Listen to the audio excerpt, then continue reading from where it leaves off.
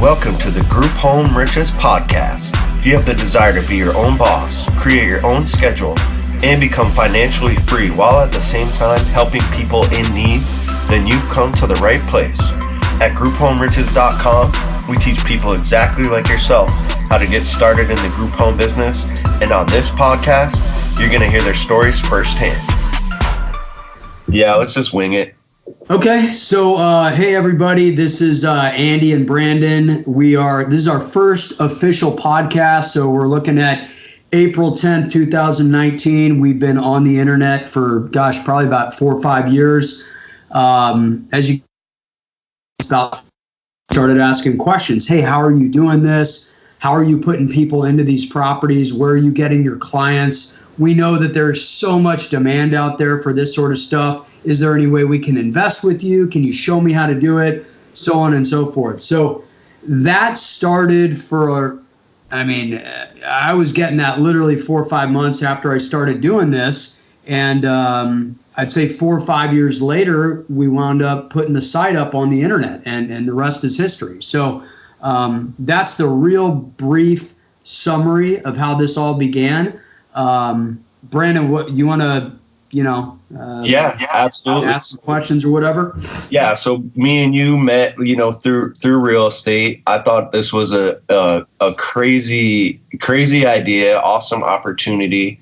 I've been digging through real estate podcasts, blogs, everything out there, and had never heard about this.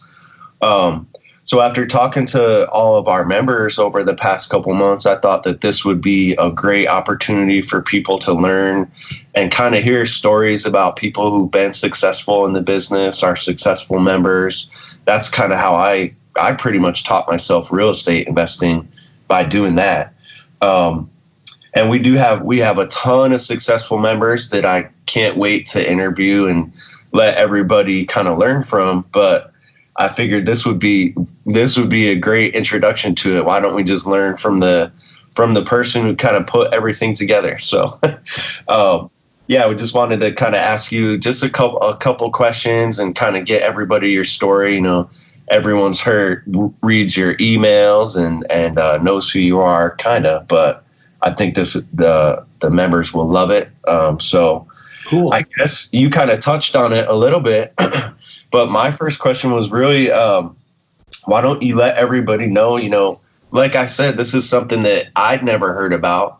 It's not known in real estate circles, really. So I know you didn't invent the idea, but what brought you to group homes? How did you kind of get started with this? What was your motivation behind it? How did you figure it out and everything? Yeah. Like that? So, good question. So kind of like a lot of people, I got out of school back in 2000. I had a great time working in corporate America. My first job was awesome. But I was a little bit disenfranchised when probably 6 months, literally 6 months after I started, it might've been faster than that. The company started going down the tubes, and they started firing people and laying people off, so on and so forth. About that time, I had read a book called Rich Dad, Poor Dad, which, probably 90% of our audience has heard of or already read. Or shit. Yeah, everybody's read it. Anyways, I read it, and I was a young guy at the time, and I said, hey, you know what? This is for me. I had seen a lot of things happen in my life where people around me, family members, had lost their jobs. And, I never wanted that to happen. I wanted to be self-reliant. So I had seen it happen when I was a young man, like very young, at home. And then literally my first corporate job out of school, every person that I was working with was getting fired.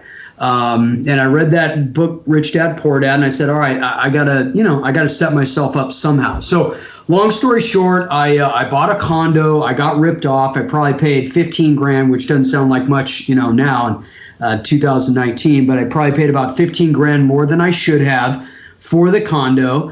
Then I bought another one. And I started following this kind of Rich Dad, Poor Dad model, if you will. Renting stuff out, looking to make $50 cash flow a month. This is again back in 2000. And, I would just save, every last penny, every last nickel, and I would buy these things up. So fast forward a couple more years, I had, I'd built up, probably about 7 or 8 of them. And, and it was good. I mean, I was making a little bit of money. I was still working in corporate America. But I remember reading an article in the newspaper talking about how these people were getting out of these hospitals and they had nowhere to go. Okay. And so I was like, you know what? I think that there's probably a business model here. These people are getting out of the hospitals. They have nowhere to go. Why don't, rather than renting out one of my properties for $1,000 a month, why don't I start up a company, rent it to myself for $1,000 a month, and then put 8 of these people in a property and charge them, 6, 7, 8 people in a property and charge them $400, $500, $600, $700, $800, $1,000 a month each, and actually have an operating business. So long story short, that's really what I did. And I had seen other people do not that particular model, but take operating businesses and use those operating businesses to create a lot of cash flow and then buy real estate with it. And I'd seen millionaires get made doing that. So I said, hey, you know what? I'm just going to do this on a smaller level.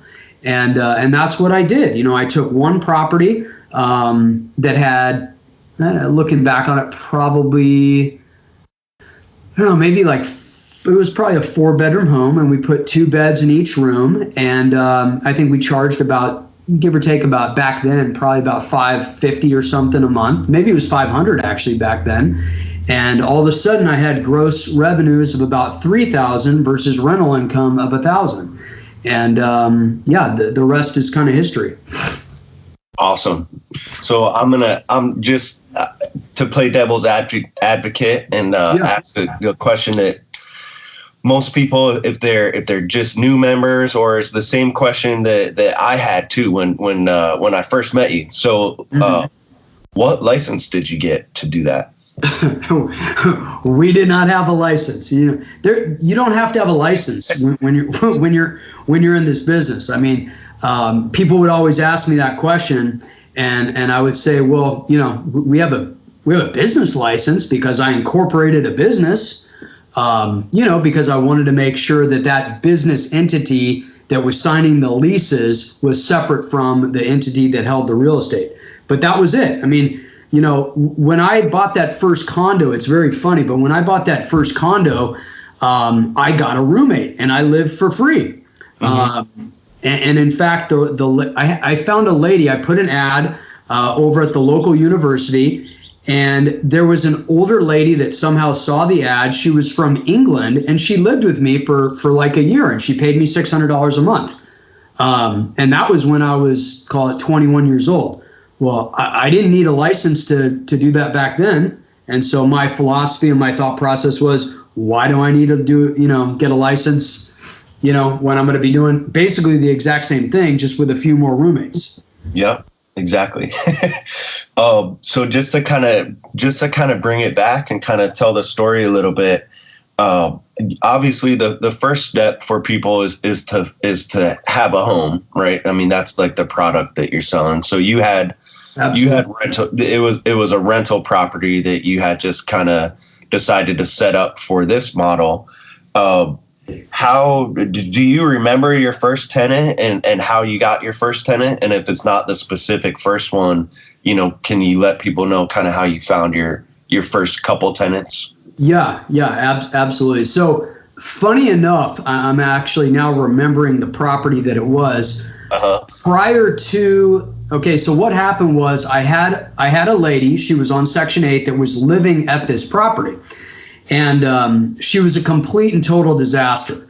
Anyways, long story short, her co-payment got increased. And naturally, as we always know this is going to happen, whenever their co-payments get increased, they never wind up making the payment. Right. So, let's say Section 8 back then was paying me $1,000 a month. Her co-payment gets increased to $500. Next thing you know, she's not paying it. Next thing you know, I'm losing money. And I'm like, hey, you got to get out of here. And it took me forever to get that lady out of there. Finally, when I did get her out of there, I said, you know what? I'm going to take this property, I'm going to try out this group home, care home model.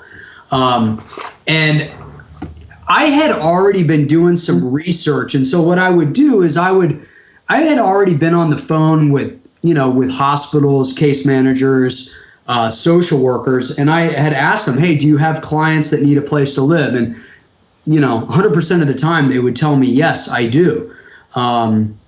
So I think the first thing that I did, quite honestly, I printed up a bunch of flyers and I went down over to a lot of these hospitals, and there were people literally sitting out in front of these hospitals with nowhere to go. And I want to say that the first person that I got, I don't remember what his name was.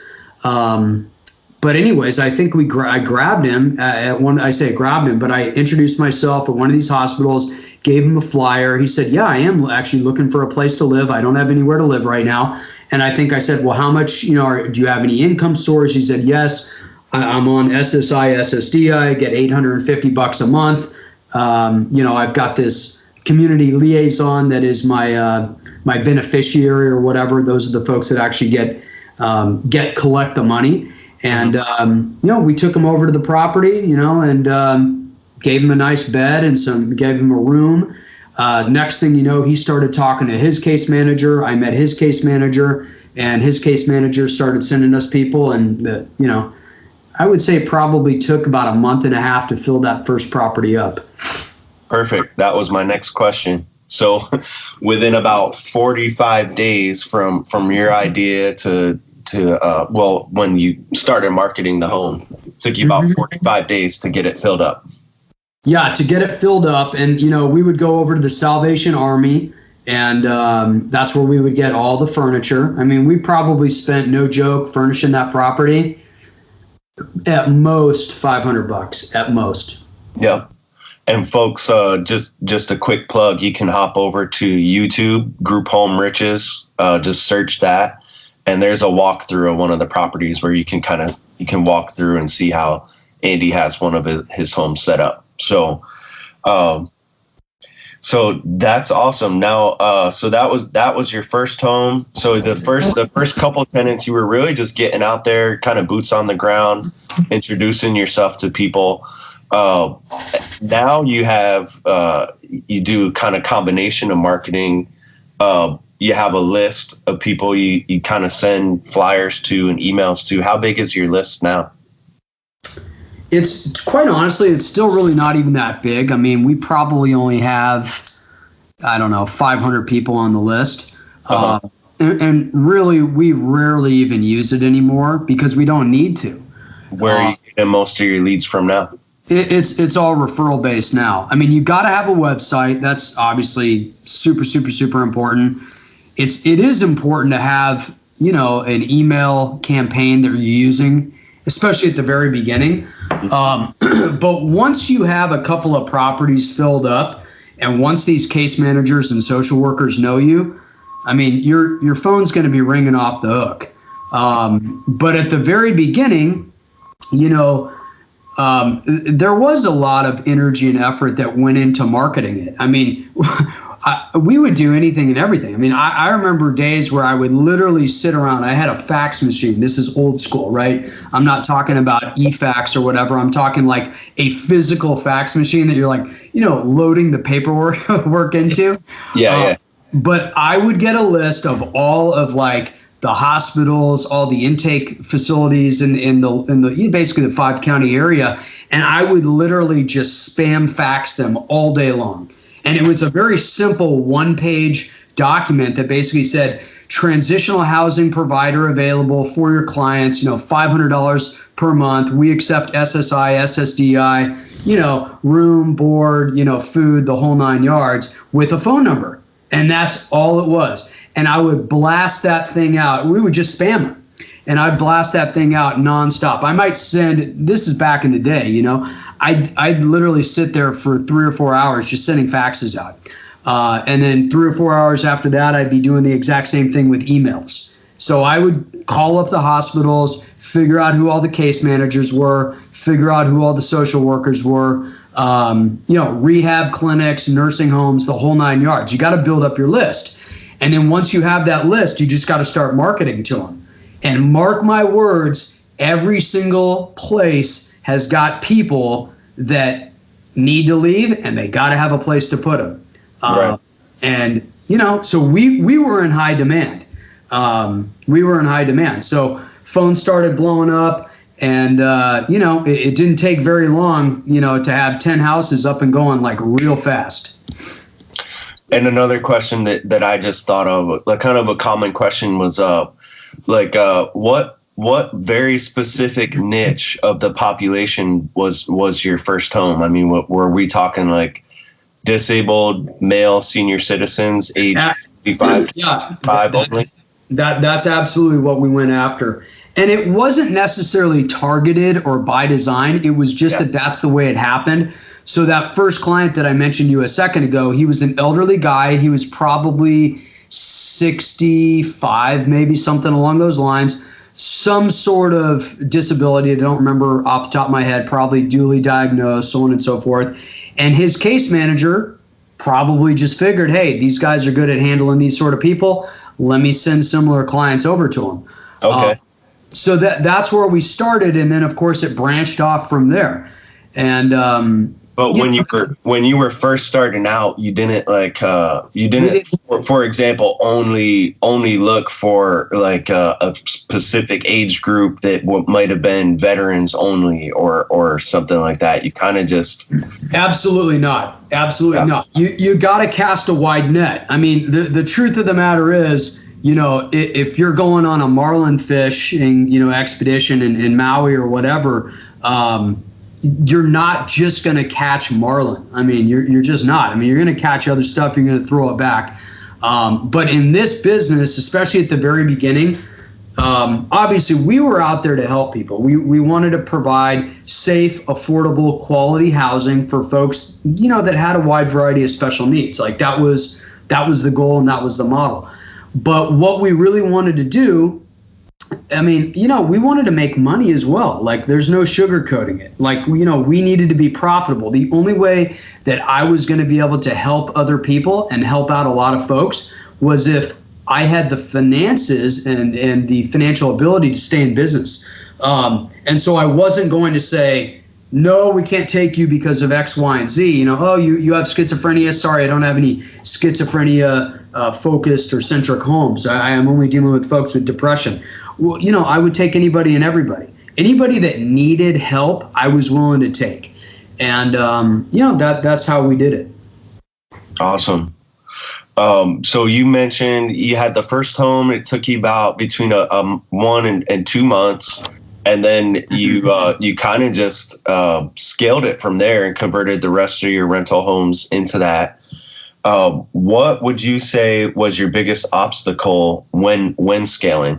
And at what point, did you kind of need to bring on people to help you out? Great question. It's funny, before you even asked that, question, hey, when did you need to bring on people? I was already thinking of a mistake that I made. It was probably maybe on like house number 3 or something. Uh-huh.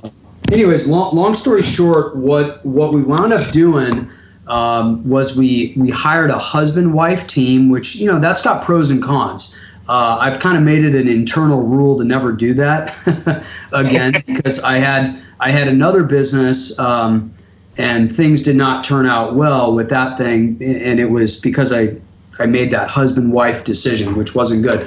Anyways, I did the exact same thing with this. We had a husband-wife team, gave them, free room and board, credit card. And we basically said, hey, get after it, go do the shopping for all these places. And the next thing you knew, our food costs skyrocketed.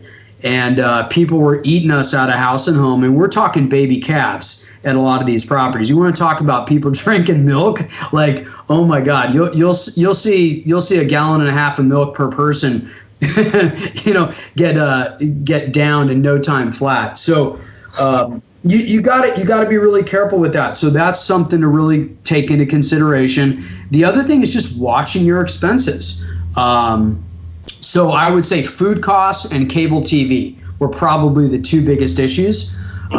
And the way that I put a stop to it was on the food costs. We basically said, hey, you two, the husband and wife team, you're not shopping anymore. Okay. You're not doing the shopping. You can do the inventory on what these properties need, but you're definitely not going to be doing the shopping.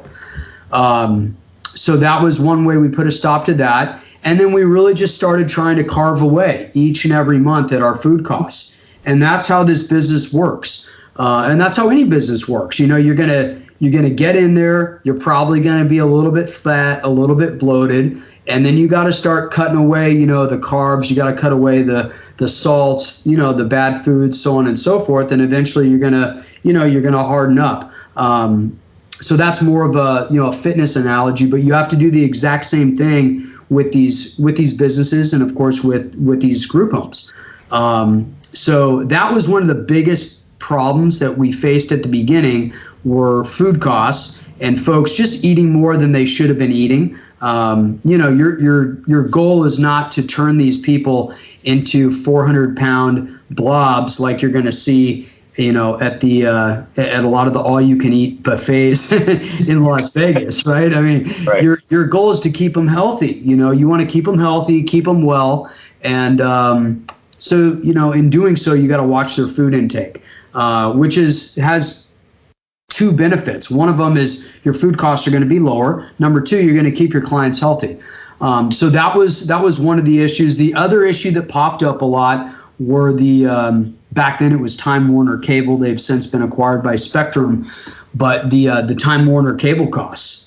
And so what was happening was, especially in the mail homes, the guys were ordering lots of movies. You can guess what kind of movies they were ordering. So, I was going to make a joke about that, but that's actually what happened, huh? Absolutely. So you have to be really. You got to be vigilant, watching all of your expenses.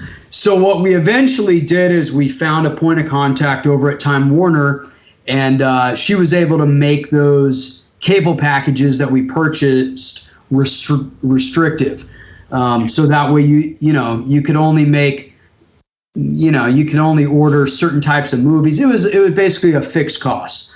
The other thing, because you're going to be dealing with people that oftentimes are not taking their meds even when they should be taking their meds, you're going to want to put a restriction on the 911 calls. So you don't want to get charged for those, or the 311 calls. Okay. So you want to block the 311s. And those, just to kind of clarify for myself and anyone else, 311, that's the non-emergency number, correct? Correct. You got it. Okay. But they'll charge you for those if you let them. And the next thing you know, you've got, 4 of those happening a day, 30 days in a month. I mean, do the math, right? Yeah. And at $4 a pop, it can start adding up, right? I mean, next thing you know, you got a $480 phone bill for people calling 311. So, you live and learn, and obviously, that's why we have all this info, in the Gold Course and elsewhere. So, right. So you definitely don't want to give them free reign to make any paid calls that they want, and definitely do not want to just give a kind of open library for a pay-per-view viewing at their and also as we tell the caseworkers and the social workers and some of the parents, hey, this isn't the Wynn, this is not the Wynn Resort, this isn't the Venetian. You don't get an all-you-can-eat buffet every single day for breakfast, lunch, and dinner.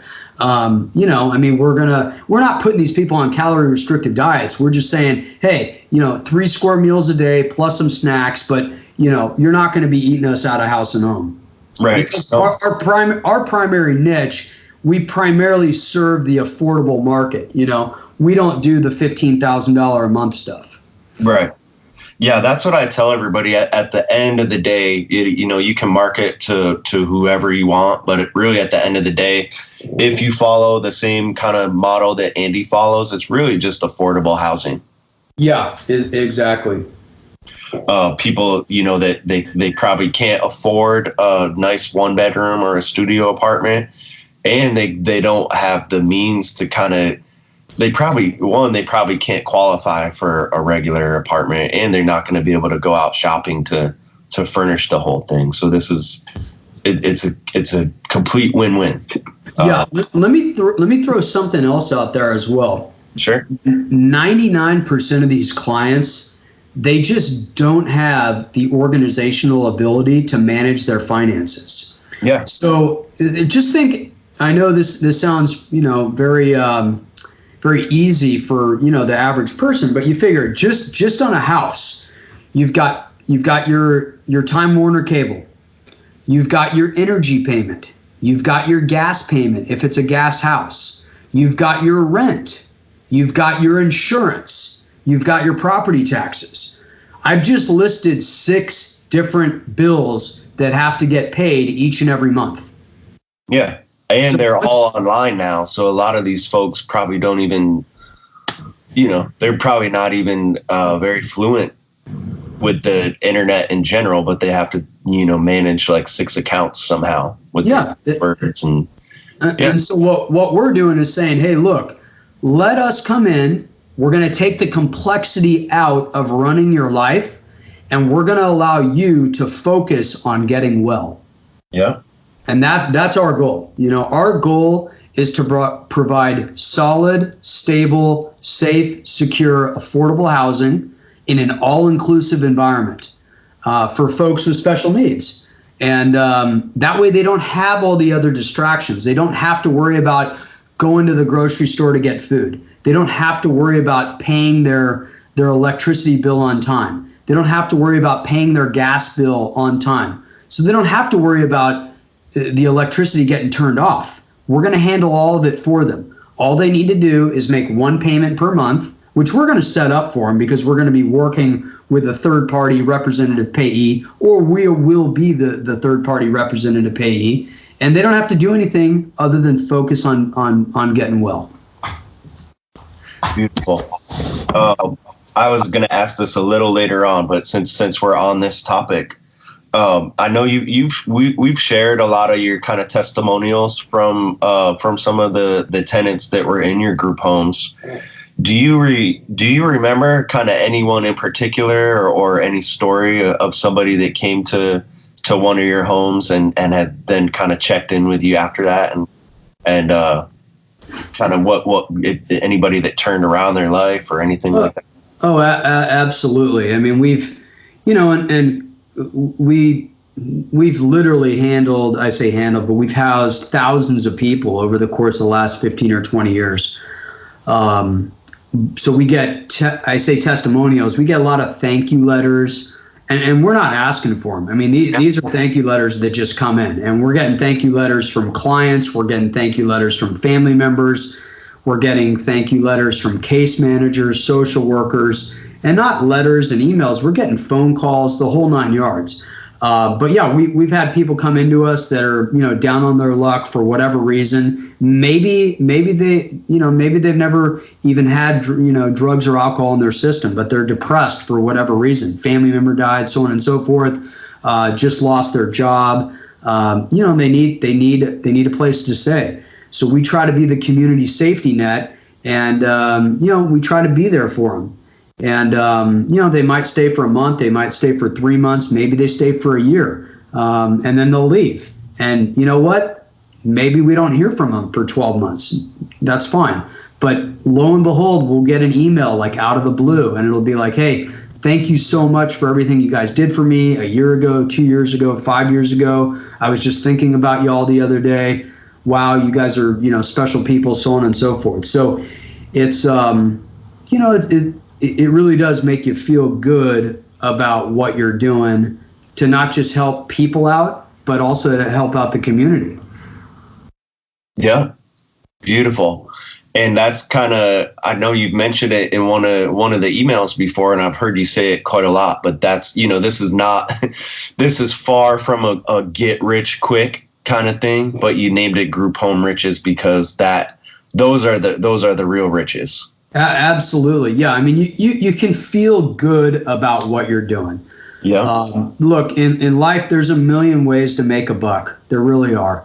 But I think if you want something that's sustainable, that you can actually feel good about, that you can feel proud about, I think that this is a wonderful business, and it's a wonderful industry, and it's a wonderful opportunity for people. It's got to be the right person, that has a heart, that does want to help people, but also wants to financially empower themselves. I mean, there's a lot of benefits to setting these things up, whether it's one of them, two of them, three of them, or 50 of them.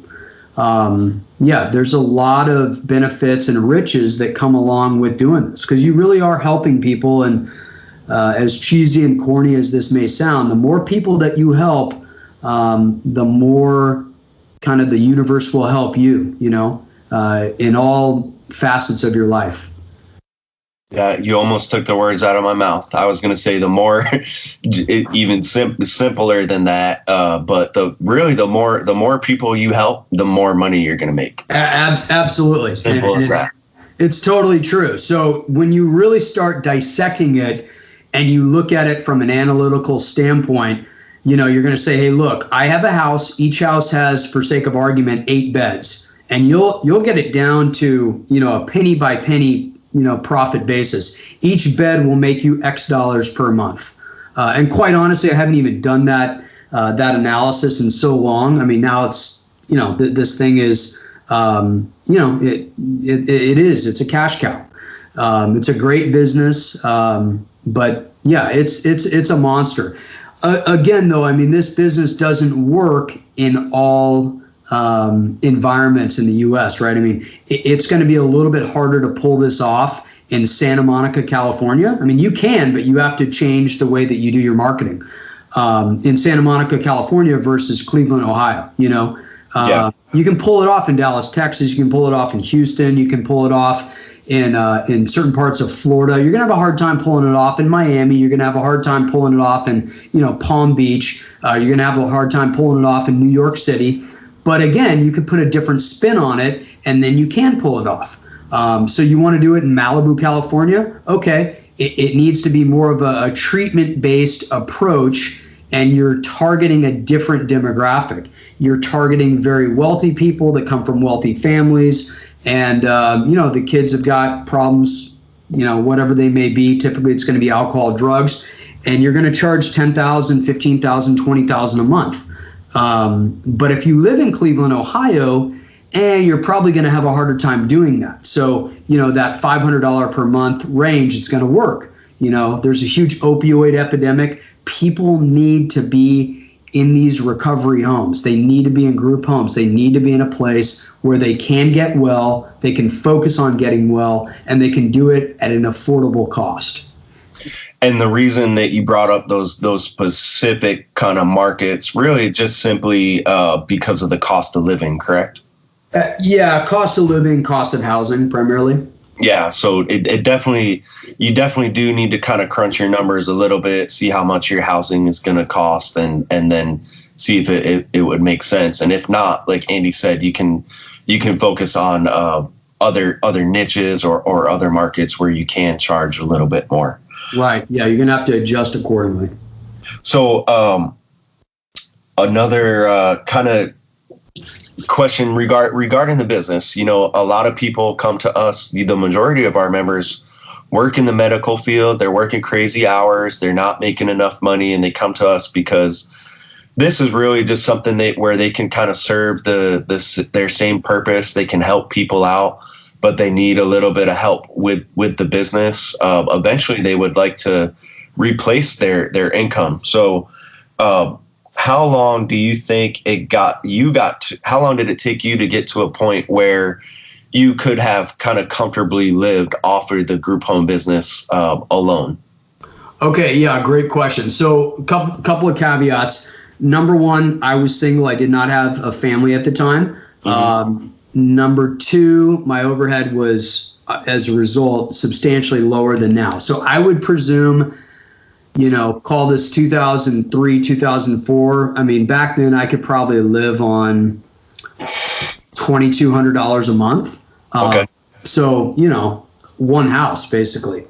Okay. So, and that was getting by. So once, and you got to that point after, like a month and a half. Yeah.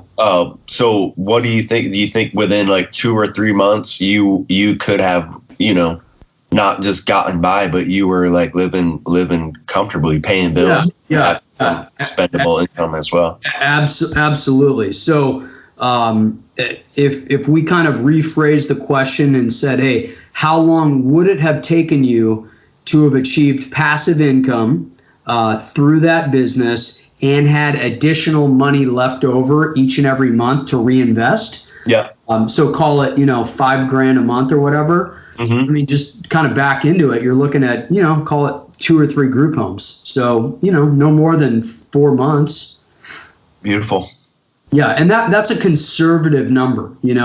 These things in a moderate income environment like a Houston, Texas, really almost anywhere throughout the country other than the Sand States. If you follow this model, you should pull down $1,500 to $3,000 per month per property. Right. Net, not gross. Net. And compared to a lot of folks coming to us might not be familiar with real estate investing, but most of the buy and hold investors that I know, they're happy. They're happy if they're making maybe $200 or $300 a month per property, and that is, that's not average. Yeah, they're really not even making that. I mean, that's considered a great deal. I know what these things. Gross, net, the whole 9 yards. It's going to cost you 50% just to operate the thing. Mm-hmm. And you're going to have broken water heaters. You're going to have broken HVAC systems. You're going to have roof leaks, the whole 9 yards. And, you got your property taxes. I mean, your property taxes in most states, that's 2 to 3 months worth of rent. I mean, just back into it. There's no money left over when it's all said and done. So what I really did is I basically said, hey, I'm turning these things. I'm just going to get better asset utilization out of them. I mean, that's really what we did out of them. Yeah. It's a beautiful way to take advantage of all the advantages of home ownership, real estate investing, you're building equity, but at the same time, you're basically just having a cash flowing business run out of the properties. And you get, the quote unquote riches that we talked about earlier, which is really just helping out your community.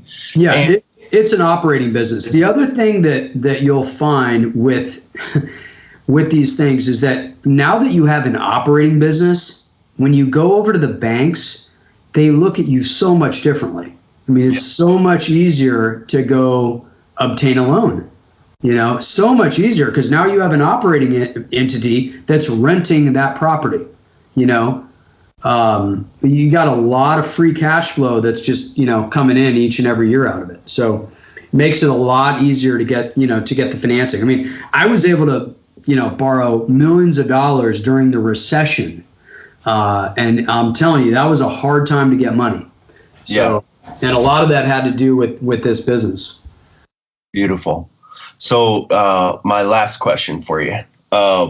So again, I've been talking to our members over the past couple months. I would say the majority of them, they don't really, they don't come from a real estate investing background or a corporate background. They don't really have any too much experience running a business themselves, but they have that desire to help people out. It's in their blood. Usually their current position. So if I were somebody like that and I were looking for something that I wanted to kind of learn the business aspect of this and maybe get like what you just brought up, like a sample business plan, for example, of how you got a loan during the recessions, where would I go to find something like that?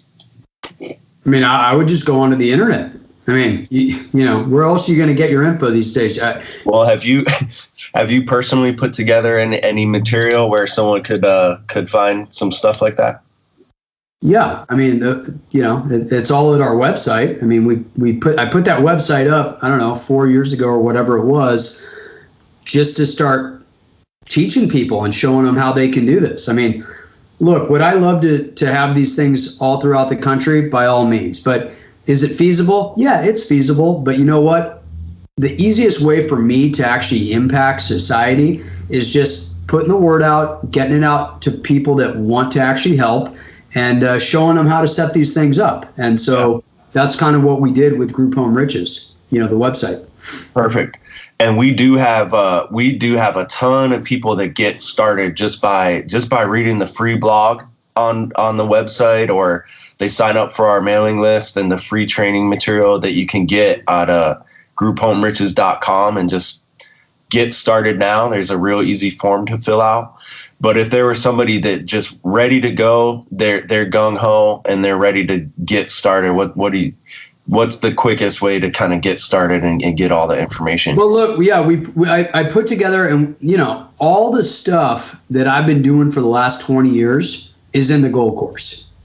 From the leases to the contract forms to the marketing stuff, how to find clients, how to the scripts, how to talk to the case managers, what to say to them, how to talk to the social workers, the whole 9 yards. Like, everything's in there. I mean, we've got a video, an interview with a couple of our house managers. I mean, the house managers effectively run this business. There's really not that much that you need to do other than oversee people. That's it. So we've got everything laid out step by step by step in the Gold Course. Perfect. And that's kind of where I wanted to leave off. So if you found us, obviously you're looking for something specific. You're not just browsing the internet looking for a random business. This is a very specific thing that someone's looking into. So if you made it this far, you definitely at least go to the site and sign up for the free training information, check out the blog, start reading our emails. And if you do have any questions, feel free to reach out. We have Andy will hop in there a lot. There's myself, and then we have a couple other coaches. And we're always happy to help out. We want to see as many successful people doing this as possible. So that I'll include a link so you can. It's real easy to click on, but and you can also go to grouphomeriches.com. Andy, thank you so much for taking your time out of the day and kind of letting everybody know your story. Do you have any parting words for the people out there? Yeah, I do. One quick last thing. There is a housing epidemic in this country, an affordable housing epidemic. There's also a homeless epidemic.